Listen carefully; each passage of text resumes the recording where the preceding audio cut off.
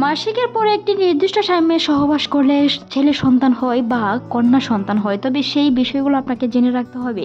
ঠিক কোন সময় সহবাস করলে সন্তানটি ছেলে হওয়ার সম্ভাবনা বেড়ে যায়, এমনকি কন্যা হওয়ার সন্তানটি বেড়ে যায়।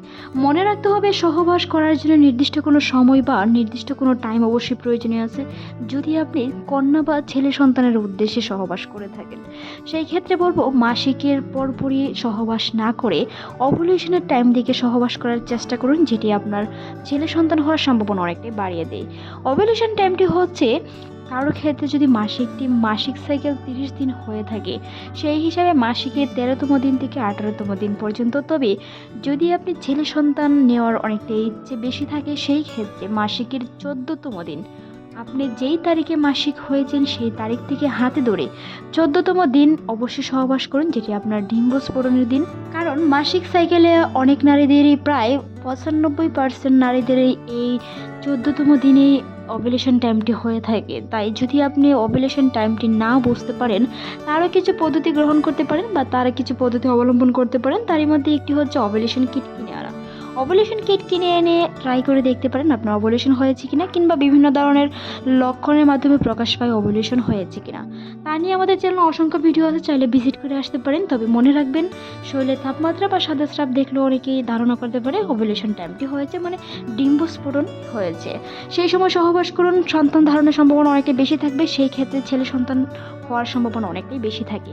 কারণ একজন পুরুষের শরীরে XY এবং X শুক্রাণু থাকে, একজন মেয়ের শরীরে শুধু X শুক্রাণু থাকে।